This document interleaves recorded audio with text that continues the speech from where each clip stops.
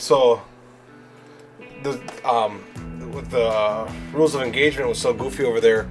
If they were to throw down their weapons, then it was like you can't shoot at them because now they're non-combatives kind of thing. It was odd. So we were sitting here. We pushed past this area then, and we found another I.E.D in this road. And we had these cobras flying up overhead, and they seen them where these dudes where the fire was coming from. The guys were still there hanging out. Well, what happened is we find this I.E.D, we blow it up, we B.I.P it, basically blowing it in place. As soon as that happened, the Taliban dudes, they heard that and like, what the hell? So they went and grabbed their weapons.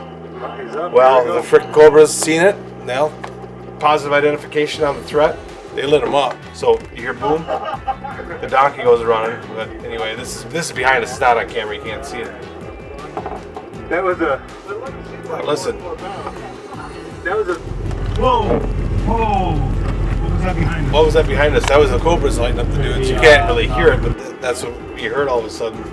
Was because they were probably, I don't know, a quarter mile or a little bit more behind us. When they had picked up their weapons and went to re-engage, they just, nope, you're done. A bigger blast than I was expecting. You've been on deployment before besides Afghanistan. Where was the first place you went? We were supposed to go to Iraq during the whole initial invasion before we'd actually, this is back in 2003, and that's what we were getting trained for. And about 3 weeks or so, maybe a month into our training, they told us that we were not going to Iraq, and we waited for a few more weeks to find out that we were going to go down and stay stateside and go south to Texas for a year.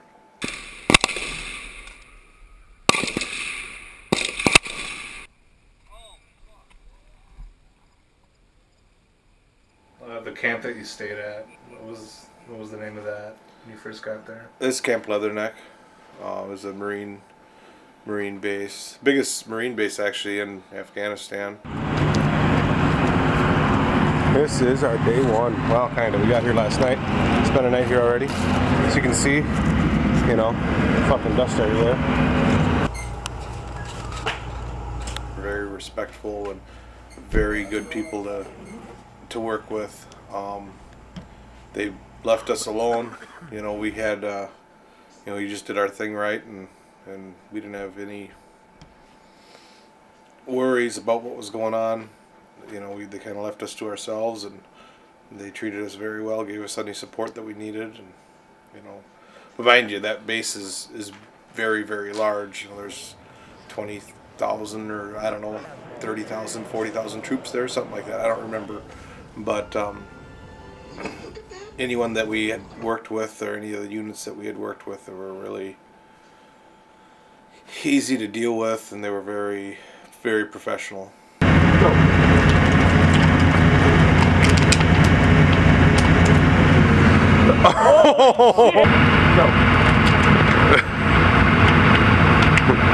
Holy fuck! Oh my God!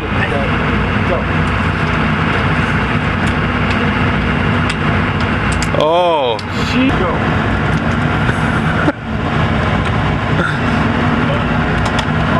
Oh fuck, dude. Yeah. Oh! Go over there and do that,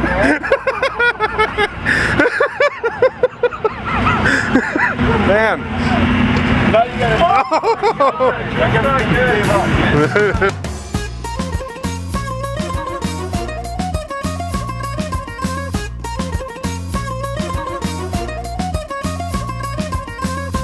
Platoon's mission was route clearance, basically provide safe passage. Was what we did. It was a route clearance patrol, but not like normal route clearance where you'd clear a route and then it'd stay open for a few days, people could travel it, and then you'd go back and do it again. This was more, we would have a convoy of vehicles, they had supplies, they had to get to small outposts and tiny fobs and stuff. That was our main mission. We would clear a 2 vehicle wide path, and as long as they stayed inside the tracks, in theory they were safe without getting blown up. That didn't always come true. So like 10 seconds ago, see that dust cloud? That was an I.E.D. that hit our truck over there as he's looking for a path. You know, he's gonna say, I told you so. He didn't want to go that way originally because he was afraid there were I.E.Ds over there.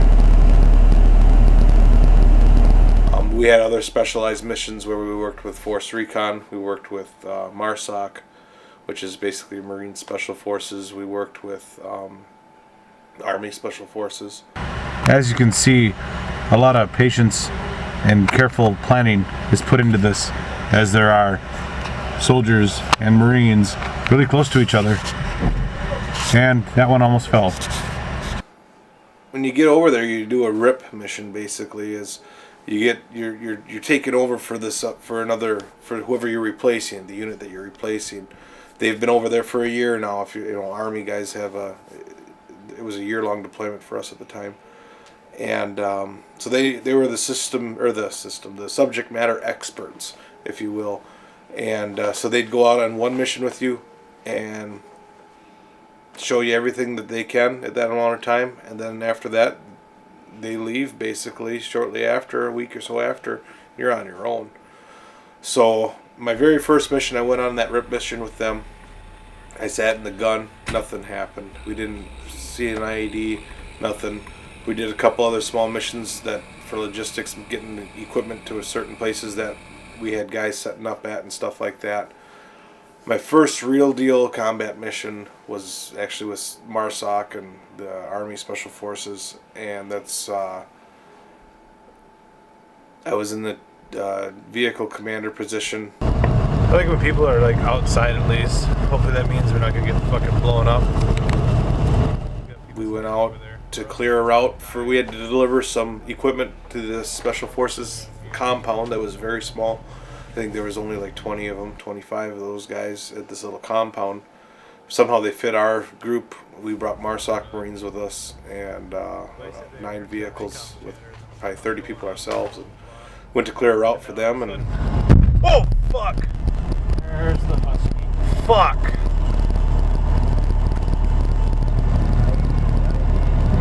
Holy shit. So there's probably something else coming up. Something. Yeah. Fuck! Fuck! Got hit with 2 I.E.Ds. We were very green. We didn't have we reacted the best we could. Everyone came home safe, but yeah, looking back, it's a good thing that the crap didn't really hit the fan on that one, because we were pretty green. We didn't have all of our TTPs down and all our tactics and everything. What do you mean by pretty green, I guess? We were newbies. Oh. We were Greenhorn. Greenhorn, Okay. yeah. We were pretty, yeah. We and it showed the first few missions. We'd have stupid problems. You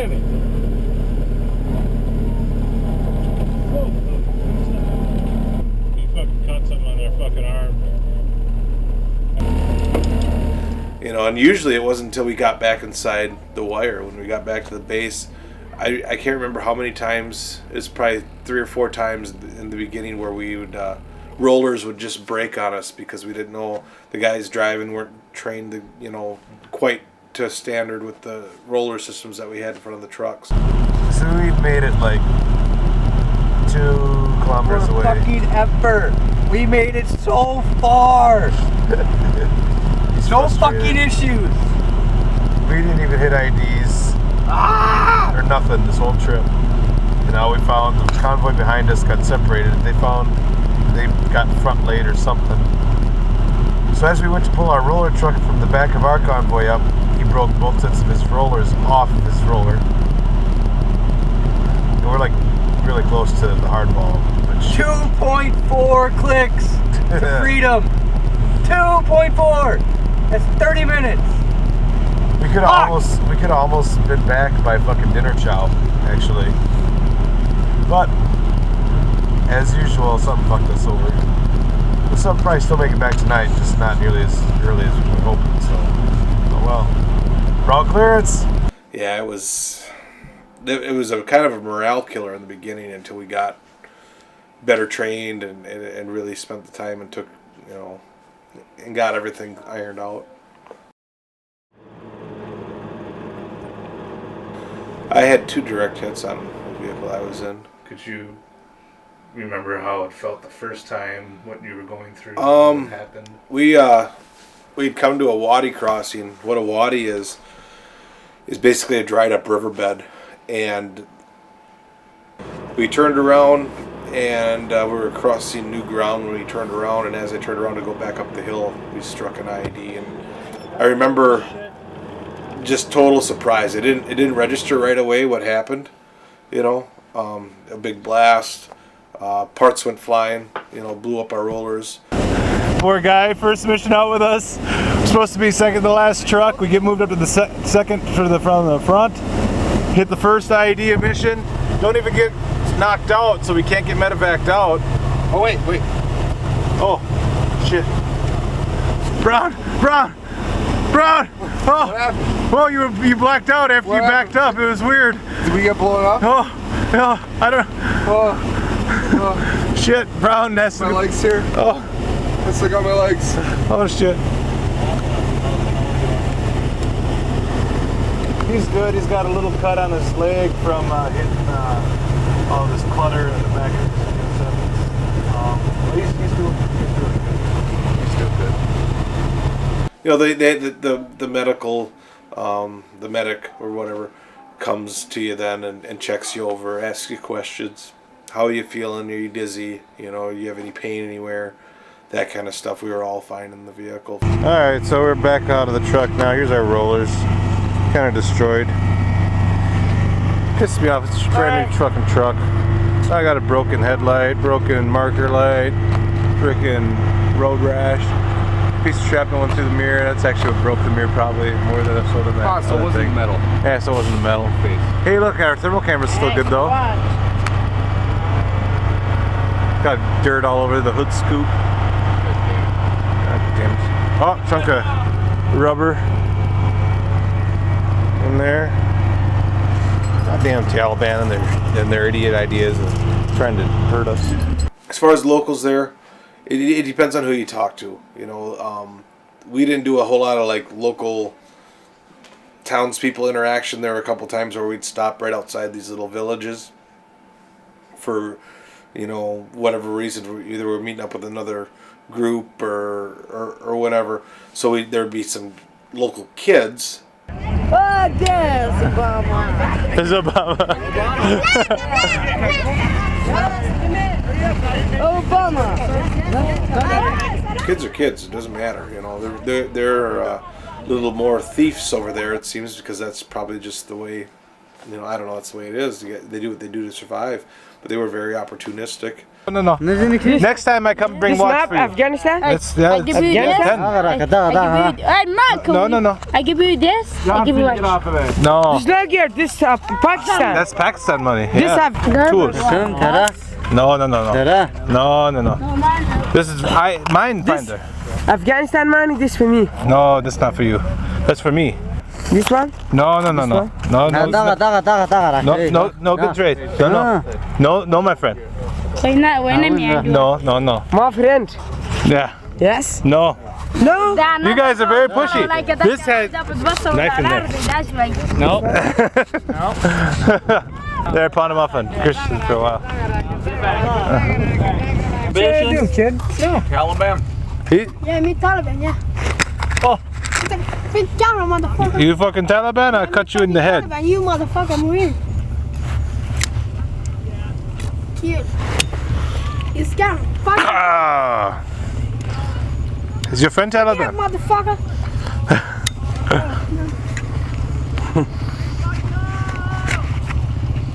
The fuck are you doing, kid? God damn. Hey, courtesan mother gay. Why? Courtesan Go get him house? mother gay. Mata gay, what's mata gay? Motherfucker. Motherfucker you. Motherfucker you. Yeah, you motherfucker. You. Bitch. Get the fucking camera. I have fucking camera on you. You fucking Marine. Get up, right. See? He said you win. I win? Yeah, you motherfucker. What? It's broken. It don't even work. You broke it. You owe me money. You broke it, yeah. Yeah, you pay me money. Yeah. $5. Yeah. My dick for you $5, yeah? I punch you in the dick. Yeah, thank you for you, bitch.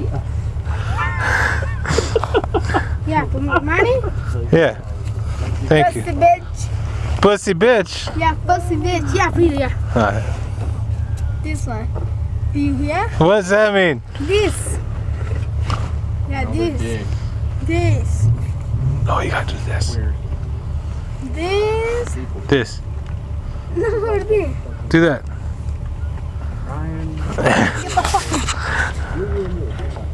Elders, adults, the only ones that I ever really kind of talked to were ones that were with us sometimes on the missions. They were contracted to drive their fuel trucks or stuff like that to go with on these the fuel missions and stuff like that.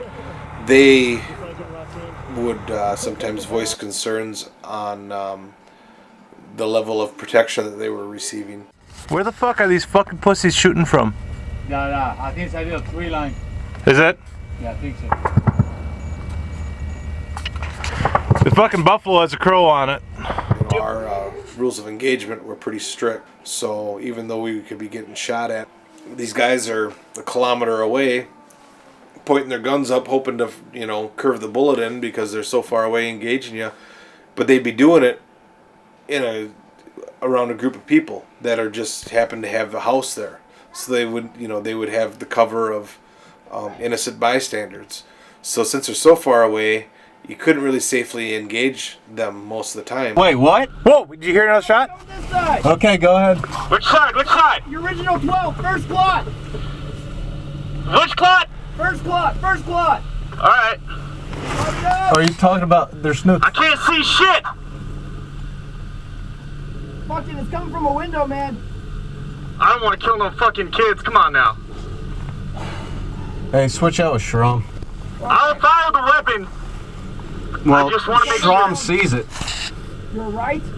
It was different culture, different way of doing things. A very simple lifestyle for the most part.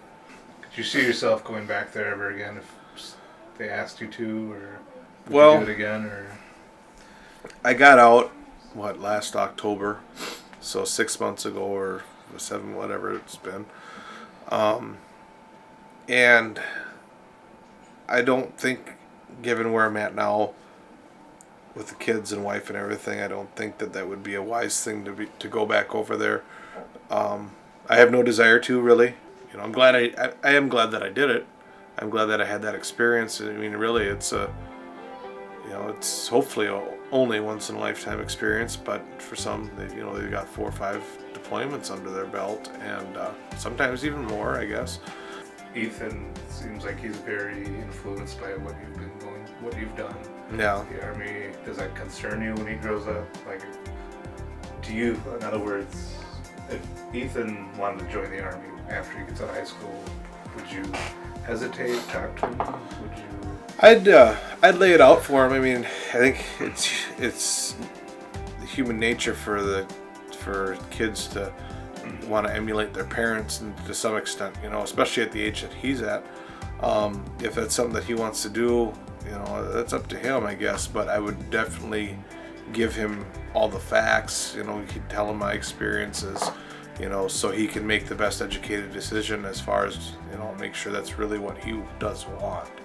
The joke is always, my recruiter lied to me. Well, whether or not that's true, in some cases it's very true, but sometimes they just don't tell you the whole truth. And I just want him to have all the knowledge that he can have before he would make a commitment like that, because that's like marriage is what that is. Taking an oath and actually doing your service for the length of your contract. That's a very big deal. It's a very big commitment.